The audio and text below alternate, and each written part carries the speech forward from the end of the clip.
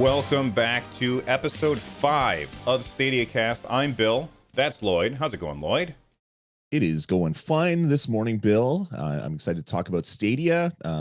All my kids in the house are completely sugared up because it's Easter morning, and I'm hoping that they're going to stay a little bit quiet while we do the show. Yeah, my daughter is, she's in college, so she's still asleep right now. But my son and my niece got their baskets, so they are enjoying the chocolatey, sugary goodness that is Easter morning. And really, that's what Easter's all about, right? That's So what it is.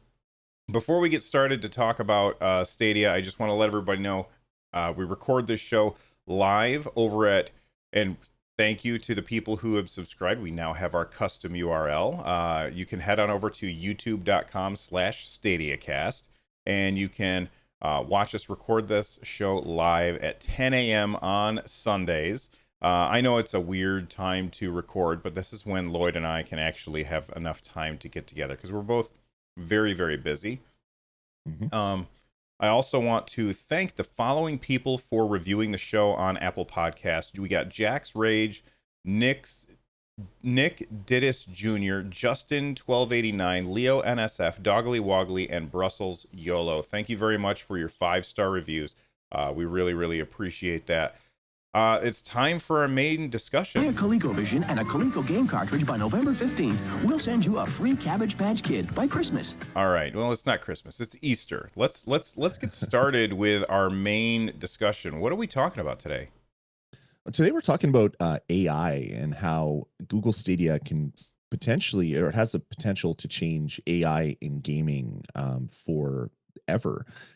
AI currently, so having your, I guess more your NPC pathing, and when you're playing a first-person shooter, having the enemies flank and group together, all that stuff is heavily CPU intensive and RAM intensive. But if you are potentially living in the cloud where you have an infinity amount of CPUs running on an infinity amount of blades, you could have an infinity amount of NPCs potentially doing different things at the same time, all talking to the same multiplayer instance. So this could really change how hard games are, and it could really start making video games that are more akin to playing with real humans instead of having loopholes that you can exploit pretty easily. Yeah, it's funny. I was playing Smash on my Switch the other day, and I was playing. I was just checking out the new stuff in the game, and I was playing against bots because I didn't want to use Joker, the new character. I didn't want to use him against people online because the people online wouldn't give me a chance to figure out how everything works. And so I was playing against the bots, and it was stupid easy. Because the bots they always kind of do the same thing. They're predictable. That's the thing about fighting against a person, is they're unpredictable. And a lot of people don't realize that Google is incredibly good at AI. We recently got rid of all of our Echo devices. Like, we had Amazon Echoes throughout the house, and we're going to sell those because we decided to go with Google because the Google Assistant is a million times better than Siri and Echo. Like, you tell it to do something and it just works most of the time. And that actually started a really long time ago. Google has been laying the road work for their work in AI for an exceedingly long period of time. I remember 1-800-GOOG-411. Did you ever use that, Lloyd? No, I don't believe it was available in Canada when it first came out. But I remember hearing people talk about it online. Yeah, so this is basically, it was like a phone directory, right? But you would just call Google on your phone and you would say, I want to get the phone number for this thing. And it would find it for you. And the reason that they were doing that we really didn't realize at the time, or at least I didn't, was because they were using that service in order to teach their computers how humans talk. And that's why when you talk to Google, it understands you so much better than Siri or Echo. Although Echo is not far behind, which is very impressive because they've been in this game for a very short period of time. Sure. Yeah. So at the end of the day, I think that Google is in a very unique place in order to use AI to give us better games. And you know what? They're probably also going to be using what they learn from video games in other places as well. Right. So Yeah, go ahead. I fully agree with that, and the fact that the Stadia controller itself has a microphone and a Google Home button means that you could potentially, maybe not, but let's just throw things out here, which would be cool. You could go back to kind of like the Xbox way of like talking to your games, but this time you might be talking to a part of the game that's running on a different instance, like hey, back me up, go around this corner or something. Maybe there's some better examples, but you could potentially have an AI companion that you can control with your voice, all running with like real time decoding of your voice, which then gets translated to like, I don't know, actions that this, I don't know, co-op partner that's playing in the game with you can perform, and it's all living in the cloud. And a game developer doesn't really have to worry about memory overhead and CPU overhead on the actual console. They can just fire up another blade and have this stuff running there. The potential for this type of stuff could be very good for people that like, I don't know, like playing co-op games and maybe don't always want to play co-op with randos. That's true. It you know what you're describing reminds me very much of BioShock Infinite. Have Mm, you ever played that one? I have, yeah. So if you haven't played that game, look, it's really old, and I'm going to spoil part of it. You have a companion throughout a vast majority of the game, and it's this woman who you're trying to rescue. And throughout the game, it's one of the coolest things in the game. Is you'll be like in a firefight, and you'll be running low on ammo, and this companion she's running around digging through stuff, finding ammo and health packs, and your character will turn and she throws stuff to you. Your character catches it and then you use it. So if you need ammo, she tends to give you ammo and things like that. And I always thought it would be amazing for you to say, you know, maybe you're in a dungeon and each character has a companion, like Torchlight. In Torchlight, when you go into a dungeon, you have like a dog or a cat or a raccoon or some crazy thing with you, and you could say, uh, "Listen, raccoon or dog or whatever, I have this stuff. Go sell this stuff." And you don't have to go into the interface. You could just say, "Go sell your inventory," and you can keep playing while the companion. This is something that they did in Torchlight, but you couldn't just do it with your voice, and you couldn't you couldn't say go buy health potions or something and then have it come back and bring you that stuff. And that sounds really cool to me. A Cranox in chat is saying AI companion sounds amazing, and Lloyd's not even a developer, and he came up with that. Imagine what they can do when we get real AI in that. Totally. I remember thinking back to one of my favorite games of all time, which was Ultima 7. And when that game first came out on the PC, I remember it being so lifelike. Like to get food, you'd have to grab your wheat and then go get milk and then get water and then bake your bread, or make your dough and then bake your bread. And I was like, oh, this is so real. There's so much stuff that you have to do to get your things. And then you'd be looking for the baker, and it's like, well, where the hell's the baker? And it's like, oh yeah, it's only 4 o'clock, so the baker's at home eating dinner or something. And each of the characters, the NPCs in the cities that you're in, they all had their own pathing and their own time. So they'd be here at this time, they'd be here at this time. They'd walk between areas, and if they got sidetracked, they would make it up and go there. And it was really just scripting. But I remember thinking, oh, it's like artificial intelligence. Like these NPCs are smart and they're doing this thing. No, they weren't smart. They weren't doing the thing. It was just scripting. But now, just imagine future MMOs where each of the characters that is in the town is their own AI bot doing their own thing, where they could run their shop, but if they see that the enemy faction is attacking your base, they could rally the troops. They could get the other AI controlled characters together and start fighting back. So almost acting like almost humans in these games that are coming up. That would probably wouldn't be too hard for developers to make, because everything is living in the cloud, so they can have this really fast communication between all the different nodes that are running this AI scripting. And you wouldn't need like huge CPUs. You wouldn't need PCs with 42 gigs of RAM. It's all running in the cloud, and then you are connecting to that game as just another player. The future for things like MMOs and other large RPGs, they could really use this to great effect. Obviously, it's going to take a long time before any of this stuff comes to fruition, but the potential is there about having like pretty much all of the computing in this planet under like in the cloud, and having these developers able to put their code on that and have it run in such a way that it makes it really awesome for us, the game players. Yeah, and you say MMO, and I immediately light up because those are like that's my jam. Mhm.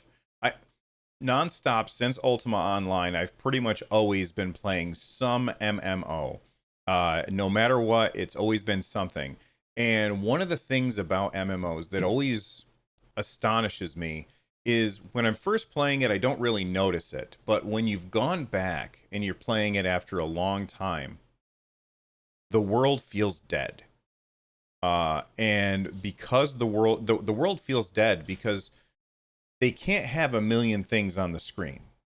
They just can't. It's Right. impossible. Having all this stuff on the screen is too resource intensive for your computer. Having all of that AI is too intense for maybe their servers. I can understand that.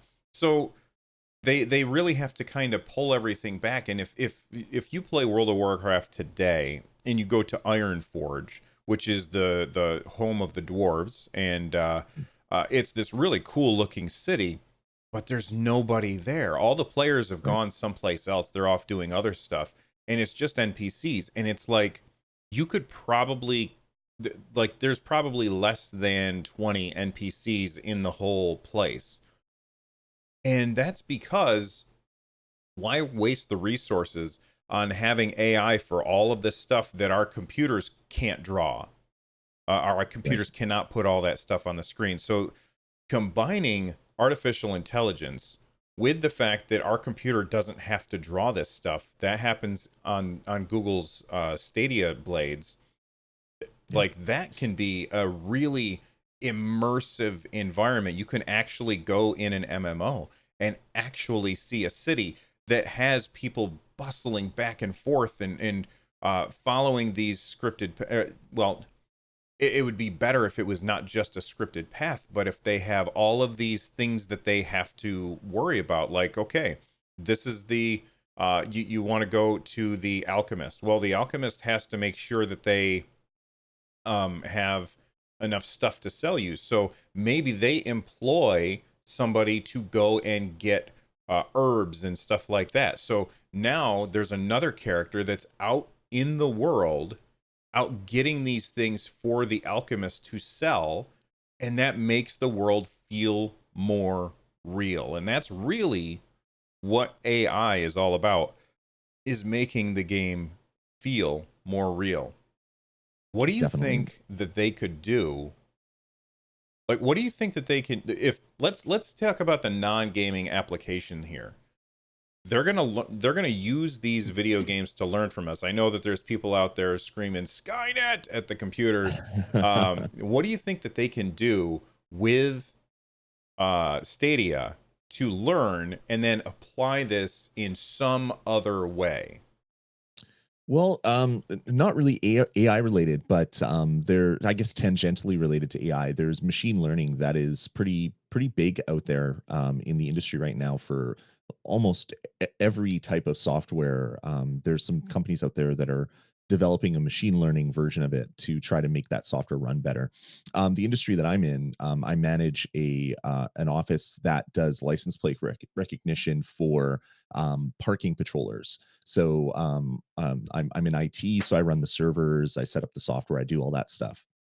So the technology that we use, it reads license plates as you drive by. It has cameras, it scans the license plate, does OCR, compares that license plate to the list of plates that should be in that lot. If you're not in that lot, it throws up an alert, and then you look at it and it says, okay, ABC 123. Well, it actually read ABC 128 because the OCR wasn't perfect. Well, the company that makes this hardware recently came out with a machine learning core, and what that does is it basically takes a million scans of license plates and figures out, okay, this is a plate from this state, this is a plate from this province, this is a car, this is a Toyota, this is a Mazda, this is a Ford, and it figures all that stuff out so that when this camera looks at a vehicle now, it knows that it's a Ford truck and it knows that this is a Manitoba license plate. So the Manitoba license plate has a tree in the bottom left corner. So if you have some dust on it, well, if it's a P, it could be a B because of the way that it looks. So it has all this stuff kind of figured into it. And what that has done is it's taken our read percentage from 94% to 99%. So it gets it right the first time 99% of the time now, when it was only 94% of the time. And the way that this is working is the cameras themselves aren't using machine learning, because that's like crazy CPU intensive, but they have this large set of servers in their main office that is basically taking license plate reads from all over the internet, feeding it in, just feeding images, and then validating the results. So that's a huge CPU load. That's a huge amount of work, but it works in real world. It made our job better. Well, just imagine now having video games that are machine learning. So your AI, I don't know, your say you're in a shooter and you have companions or you have enemies that are facing you. The AI of the enemies talking to each other is probably pretty poor at the start. But imagine if developers start using machine learning and comparing like tens to hundreds to millions of plays through this. And it's like, okay, the guy always does this.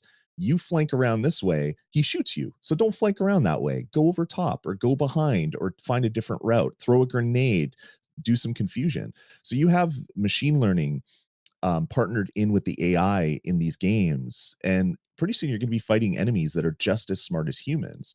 And instead of having to throw huge data sets at these computer algorithms to do machine learning, it's happening in the game because it has all the recordings are there on the server.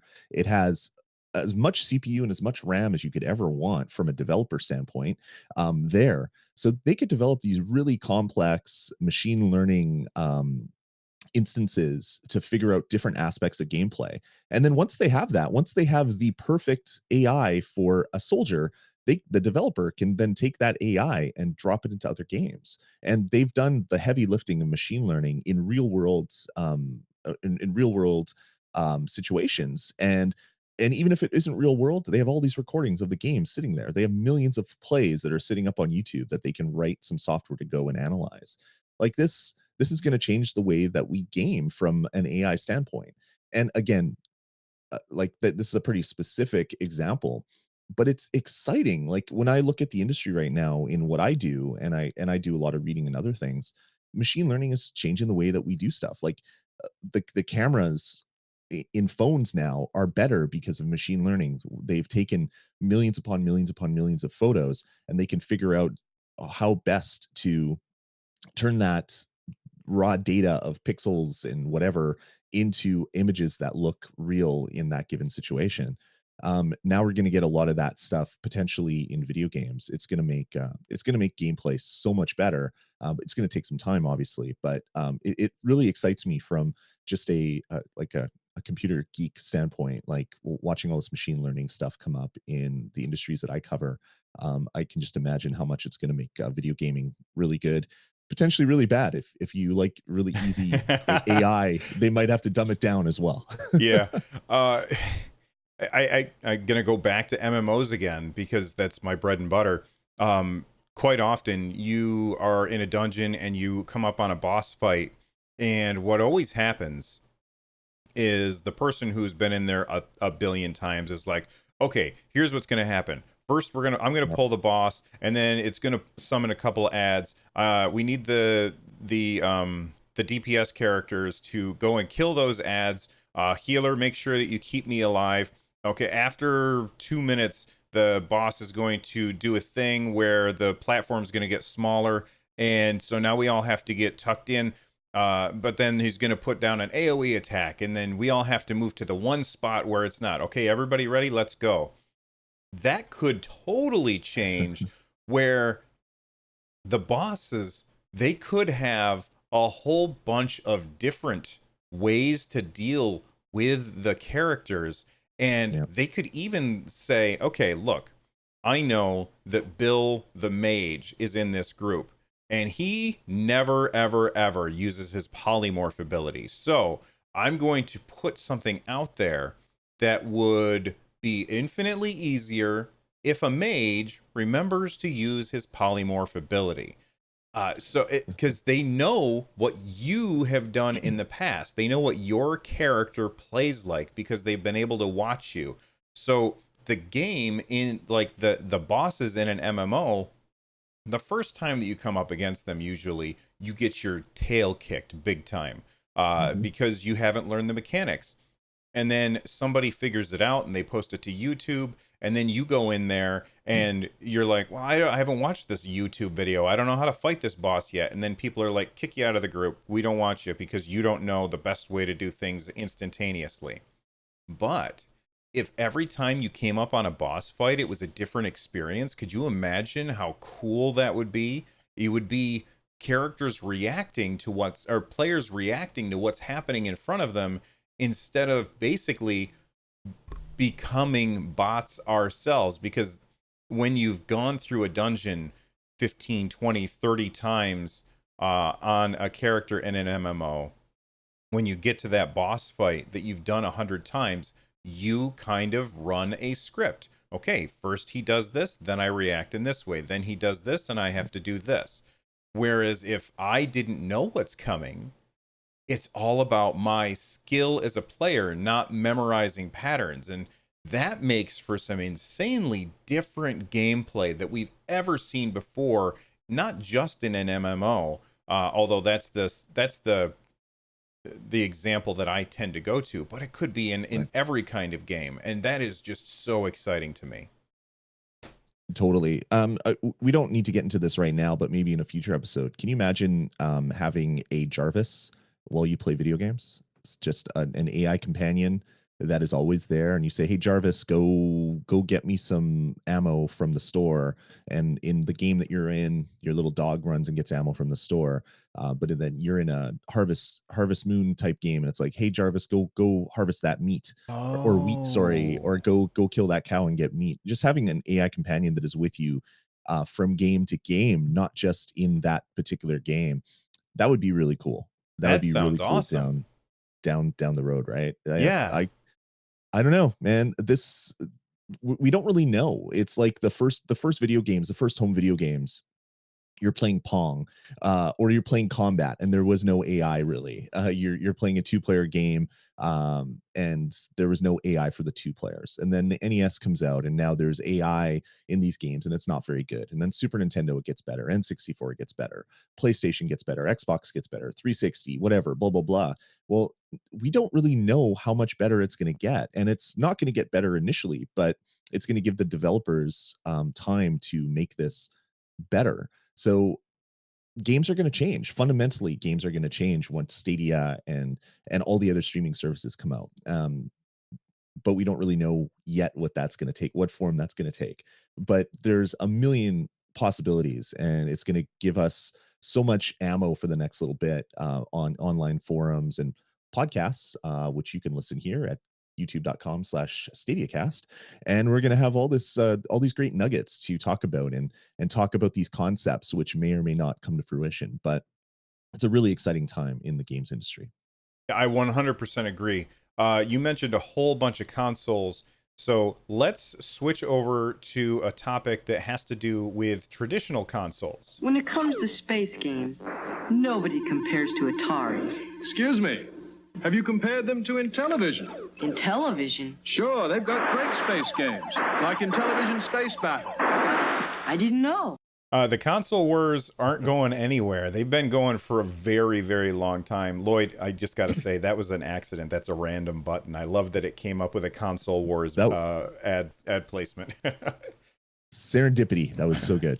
So console wars. Right now, we've been dealing with the console wars since the Atari and Intellivision, since the Nintendo and Sega, since the PlayStation and Xbox, and it's not going anywhere. We have a story from Wired, where they actually got to sit down with Mark Cerny and talk about the PS5. They actually had a little bit of hands-on with the PS5, sort of, in a way. Did you get a chance to sit down and read this? Yeah, I read most of this one, and then there's been a bunch of other articles, other places that have talked a little bit about it as well. It's pretty exciting. So on this, he talks about some of the things that they're adding to the PlayStation, and I know that what a lot of people are saying is, wow, okay, Stadia has 10.7 teraflops or whatever, and now the PS5 comes out, and they're like, guess what? We're going to have ray tracing. We're going to have SSD. It's going to be more powerful. It's going to be awesome. And a lot of people are looking at this and they're saying, well, clearly this means that Stadia doesn't really matter. That's not true. And by the way, just because Stadia is here doesn't mean that the console wars are going away, because it's still going to be PlayStation and Xbox duking it out for at least another generation. At least. I bet you it's even more. But for sure, what were the big things from the PS5 that you wanted to take away? Well, the fact that they talked about ray tracing is going to be part of the PlayStation 5 Custom GPU, that kind of blows me away, because to get ray tracing right now, you're buying a $1,200 video card for your PC. I don't understand how that's going to be a thing, but also it's not going to be coming out for about a year. So things get smaller, things get cheaper, things get more impressive as time goes on. So that was impressive, and the fact that they're planning on only having an SSD like solution in this device, meaning that loading stuff from disk is going to be way faster. Very much what Google Stadia is going to be like, because you have a data center that has all the terabytes of data available to it, and it's all SSD, so it's very, very fast.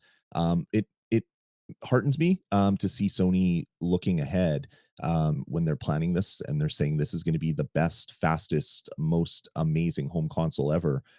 And then some kind of leaks broke this last few days, saying that Xbox, their next Xbox system is going to be even faster. So obviously the console war is heating up, and we are getting some pretty crazy hardware here in the coming years when PS5 and Xbox 2, I don't know what they're going to call it, come out. And that is going to make things good, because not everybody can do Stadia. Stadia is only going to be available in a certain locations at launch, a certain few locations at launch. Yeah, I mean, I'm definitely going to have Stadia. Even if I wasn't doing a podcast about it, I'd be checking it out, because I have very good internet and not the best PC. Whereas I also have a PS4. I've got a Switch. It's odd to think, Google is entering the console wars, but not really. I almost feel like it's a completely different category that doesn't directly compete with the PS5 or the Xbox 2 or whatever it is that Xbox decides to call it. And like, do you think that Stadia is going to be more along the lines of if you remember, like Wii 360, where Nintendo was like, we're not going to compete with Xbox 360 and PS3. We're just going to make our own thing that's very, very different. And so what a lot of people ended up saying is, okay, well, I'll get an Xbox 360 for those kind of games, and then I'll also have a Wii because it's a different experience. Do you think that it's going to be, a lot of people are saying, okay, well, I'm going to get either a PS5 or an Xbox 2, if that's what it's called, and I'll also get Stadia because, again, it's not a box in your house. You know what I mean, Lloyd? Yeah, yeah, and I agree with you. I think it's going to be something different. It's going to be like when Netflix started. Everybody still went to Blockbuster. Everybody still bought their DVDs and then Blu-rays. But then eventually, for more and more people, having that service with a monthly fee was just too convenient, and they stopped going to Blockbuster. I mean, Blockbuster stopped. They stopped buying Blu-rays and DVDs for the most part. I think that Stadia is going to be the same thing. It's going to be a slow burn. There's going to be a lot of hype at the start, and a lot of people are going to get into it. But I still think you're going to get Assassin's Creed, blah, whatever the next version of Assassin's Creed. It's going to come on Google Stadia, but it's also going to be on PS5 and Xbox Next, and maybe even Switch. Right? They want to still cover the market that currently exists there. And going back to the PlayStation 5 for one quick second, I totally forgot of one of the things that is really exciting is the fact that Sony is saying that PlayStation 5 is fully backwards compatible with PlayStation 4, meaning that the PlayStation 5 is very much what the Stadia is, where you play a game today and then tomorrow it's going to be better. And then in the future, it's going to be better because all that's changing is the hardware, but the software layer, the APIs, everything is staying the same. So if PS5 is fully PS4 backwards compatible and you can play all your PS4 games, maybe they look better because they can go up to 8K resolution. That's very much what the Stadia is going to give us in the future, where you don't need to buy new hardware because, well, the hardware's in the cloud, but the same game will potentially look better down the road as Google starts increasing the hardware in their cloud. Right. And Stadia is launching at 4K 60 or up to Mhm. 4K 60. And they said that they're future proofing it and saying that it was 8K Right. 120 in the future. And then Mark Cerny said in this interview with Wired that the PS5 will go with 8K or up to 8K. Now, Right. he didn't specify if that's native 8K or if that is upscaled, because I think that the PS4, Mm. like the original PS4, like did that? I know it upscaled to 4K, right? It wasn't native 4K, or am I wrong about that? Yeah, it did upscale to 4K, but it wasn't native 4K. They're saying that the PlayStation 5 is going to be native 4K upscaled to 8K. Maybe some games will be able to do native 8K. But man, I can't imagine the amount of data that's going to be a 8K 120 frames a second stream coming from Google. So that's going to be quite some time away. Oh, Plus definitely. 8K TVs don't even exist really in a form that people can go buy without mortgaging their house. So this is still some time away. I remember when the PS4 was being announced, how hyped everybody was. The fact that it's going to have 4K support, this is awesome. But as we got closer to that being reality, Sony's like, well, kind of not really. You can take your 1080p game and play it at 4K. It's going to be amazing. But then they did go the extra step of patching an HDR to everybody. So they're able to do some stuff through software and some stuff through hardware. So it'll be interesting to see how that kind of shakes out. Yeah, I have one 4K TV in my house. It's our bedroom TV. The only reason we have that is because we couldn't find a TV of that size that was 1080p that was cheaper. So we were like, well, I guess we're going to get a 4K one. All of my I, all of my monitors that I have in my studio are all 1080p monitors. yeah, same. The big TV that we have down in the living room is 1080p. I'm Mhm. okay with 1080p. Would I be okay if somebody dropped off a bunch of 8K TVs at my house and were like, "Here you go, Bill"? Sure. But I'm Sure. also not running out and spending money. The thing Yeah. about Stadia that makes me like think differently though is like right now I have to spend money on hardware to get better to improve my gaming experience basically. Right. So right now if I want to play a PC game, my PC doesn't really handle the newer games as well as it used to, because a lot of the parts that I have are 3 years old, and new games require more stuff. So that means I need to take some of that money and throw it at a new video card or more RAM or whatever. With Stadia, the place where I'm going to start spending my money is probably going to be different. I might Yeah. say, okay, maybe I do care about picking up a 4K screen for my office, or maybe I do want to have that 8K screen down in the living room, especially when I can play up here in my studio, and then I can just take my controller downstairs and hit a button and continue to play on the big, crazy, awesome screen downstairs. Right. I think that that's a really compelling argument for wanting that 8K 120 frames per second nonsense that Google is saying that they're going to have in the future. Although if you had asked me 10 years ago what resolution that I thought we would be running in for video games, I would never have imagined the that the that what I was running at that time would be like a pinky nail compared to the resolutions that we run now. So it is Right. pretty insane. And Cranox in chat says that when you worry about the speeds required for this, he says 5G is coming.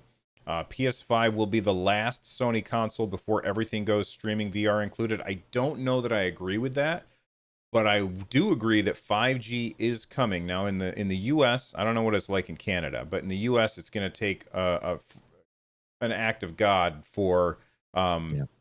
for all of these companies to do things the right way and to get decent coverage with 5G. But if you live in a smaller country like Japan or England or someplace like that, they're going to have a much easier time getting this 5G coverage than we would here. So while Sure. yes, it is coming, it's going to take some time before it's where we want it. Yeah, like 5G, for 5G coverage to happen, I think the little micro transmitters, micro cell towers need to be like 500 feet away or something, or 1,000 feet away. It's like very small distance. So when you're in a city, it'll be good, except when you're in a city that has like like huge apartment blocks, and then you get overloads, and that's going to be hell for them to figure this out.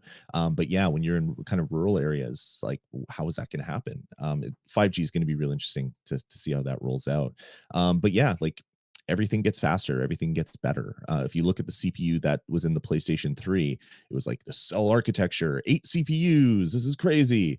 And then now you have a phone that has 8 CPUs on it or more, and it's only 10 years later. So it's amazing how fast our technology changes. But the good thing about Stadia is, as you kind of alluded to, Bill, now you can spend your $500 every 5 years on better TVs and worry about that, and let Google worry about replacing thousands of dollars, tens of thousands of dollars in server architecture that you don't ever see.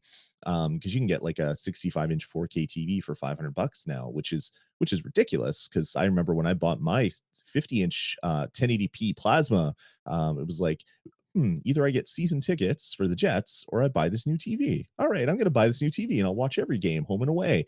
Now TVs have come down in price so much, and that's just going to continue happening. And not only is the prices of TVs coming down, but like right now, if I wanted to buy that TV that you were describing, I could also choose instead to pick up an Xbox One X for that same price, right? And if you have Yep. to choose between a new TV, which you can use to watch Netflix and Hulu and YouTube and all of these other things, as well as play games on, or get a game system and play it on your old TV, I don't know that that's a decision that I'd be hard pressed to worry about. Like I might say, well, I think it's time for a TV. Although I don't want a TV that big in my house because none of my rooms are that big. But you get what I'm saying. Um, Yeah. Speaking of Microsoft, we have we have another story here, and I don't know how much I want to spend time on it, but Microsoft is. This is not their xCloud service or anything like that, but Yep. Microsoft is just announced their all digital console, the Microsoft Xbox One S all digital, or as everybody has taken to calling it, the Xbox Why? One SAD. Oh my God, Why would you do Microsoft, that? what is wrong with you? That's worse than you. That's well, no, it's not worse than YouTube Red. There's nothing worse than YouTube Red as a decision, but Right. Xbox One S all digital. What a Didn't stupid they learn name. from people calling it the Xbone, Microsoft's Xbone after that terrible thing? It's like, okay, we got to look at every acronym that could be like pulled out of these names that we're throwing out here. But they come out with a console called SAD. It's like, really, Microsoft? Come on, you got to think a little bit better about these things. What do you think of the price? Since I, we're talking about consoles. Sure. I think it's a little much still. I would have liked to seen like $199 for this thing. Basically, if for people that aren't familiar, it is a Xbox One S with I think it's only a 500 gig hard drive in it that removes the DVD It's a drive or the terabyte. Blu-ray drive. Oh, it's a terabyte. Okay, It so it is a is. terabyte. So it gives you a lot of storage, but you don't have your Blu-ray drive on it, meaning you can't use it to play media, meaning you can't go to game stores and buy your games on disc. You can buy digital codes and things like that. I think it's a really good way to move forward, and I think there's enough of the gaming public that really only ever buys games digitally right now. The thing that I don't understand is they want $250 for this thing, and you can regularly get an Xbox One S for 250. Actually, on Microsoft's website right now, it's listed at 250. So buy one with a disk drive for 250, buy one without for 250. They're the same. But also you can see a lot of bundles that like the GameStops and the Best Buys and the Targets, you can get an Xbox One S with a bunch of games with the disk drive for 229.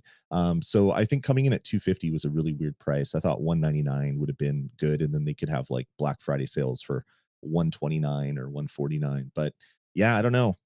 This is the first step into the all digital future, I guess.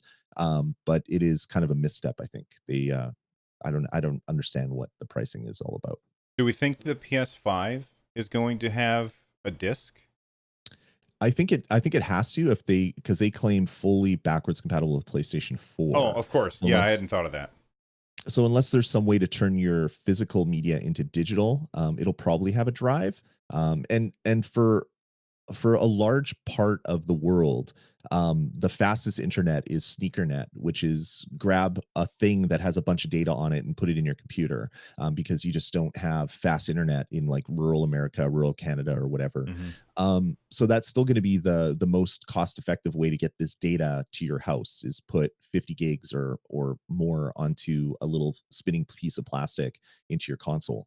But yeah, definitely in the future, I can see maybe Sony coming out with a sad version of their PlayStation 5 that is all digital and not have that disc, and maybe do away with like backwards compatibility and stuff like that. Well, I think that what we will probably see is when the PS5 launches and the Xbox Next launches, when they both launch, I think that both of them will come in multiple versions or multiple SKUs. One of them will have a disc, the other one will not. So you'll be able to get a digital version if you want.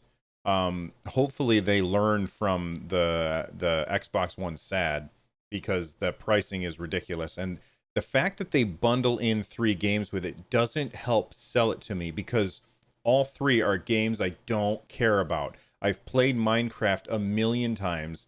I don't need it on my console. I am not interested in Sea of Thieves, and I don't care about Forza games at all. If you take those 3 games out and lower the price, I might actually consider picking up an Xbox One SAD. Yeah, it'd be even better if they gave you Game Pass for a year or whatever. You got like a free 1-year subscription. It comes for $1 for the first month or something. I don't know why they're charging you $1 Totally, right? But yeah, like if they gave you a free year of Game Pass with this console, I'd probably buy one. I got rid of my Xbox a while ago because I wasn't playing it. But if I could get all the games that are on Game Pass for an entire year, $250 is a pretty decent price for that. To get some gameplay out of all these things. But yeah, I don't know. Really interesting times, Bill. I think not because of Stadia, but sort of because of the way the industry's going. There's a lot of change in just even the regular gaming industry because of all the technology that's coming up. So it's going to be E3 is going to be wild, and I can't wait to see what happens. Even though Sony's not going to be there. Yeah, Sony won't be there, but when they do unveil the PS5, I'm sure that they will also tell us something about their streaming solution. I guarantee that when Xbox or Microsoft unveils the Xbox, whatever their next one is, I'm sure that they're going to be talking about xCloud, because both of these companies, they have to answer what is happening now that Stadia is in the mix. And the PS5 isn't coming out until 2020.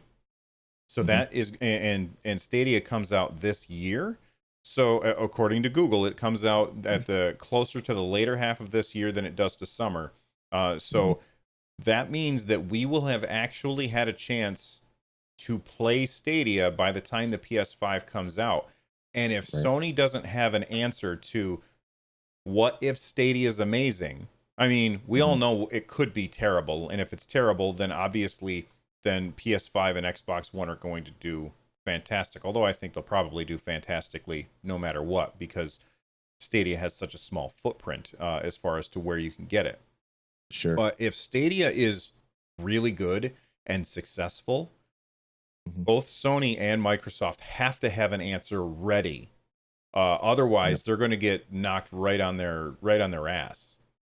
I- and the funny thing at that comment and what you see around the internet is people forget that PlayStation Now is a thing. Sony has been doing game streaming for 5 years, 4 years.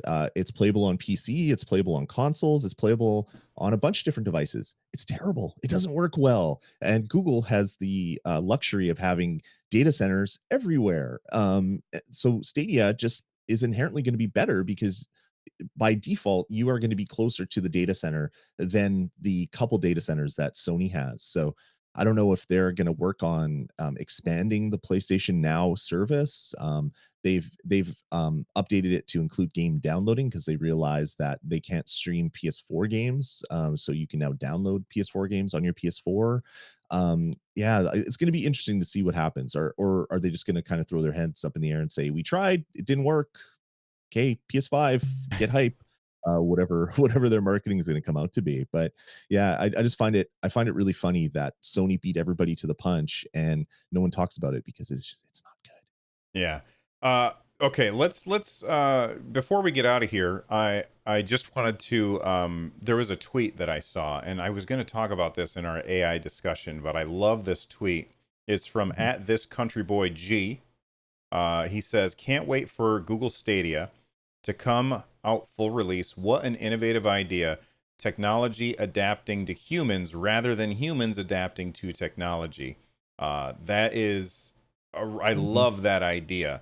And it seems like everybody is going to have to start, or all of these companies are going to have to start adapting to what Google is doing now that they have entered the market. I love that Yeah. quote. Yeah, that's fantastic, and it is 100% true. We're adapting to the way that people want to play. Nintendo did that most recently with the Nintendo Switch, where they realized that people want to play console quality games, but they're not always sitting in front of their console. So let's make a portable that allows them to do that. Let's adapt this technology to the way humans want to use it. And then yeah, now Stadia is going to be doing that because you can essentially take it on the go, play on your PC, play on your TV. If you have a fridge that has a screen on it, you can probably play games on that in the future. It's going to be a fantastic thing. All right, you ready to button this up? I am, sir. This is a good one. All right, here we go. Oh, Pac-Man, I'm beat. And I'm hungry. Thank goodness for Pac-Man pasta from Chef Boyardee. Follow the show on Twitter at StadiaCast. You can follow me at Run Jump Stomp on Twitter, and you can subscribe to the YouTube channel at youtube.com/StadiaCast. Lloyd, where is it that can people track you down for your stuff? People can follow me at Dasme on Twitter, DASME, and follow all the different gaming podcast junk that I do there or on Res TV. And we both have lots of other shows that you can check out at our websites. Mine's runjumpstomp.com. His is Res TV. And make sure that if you're getting a hold of us on Twitter, use the hashtag StadiaCast so we know which show you're talking about. Music that we're playing right now is by Zircon. Go check out their stuff at zircon.bandcamp.com. Goodbye.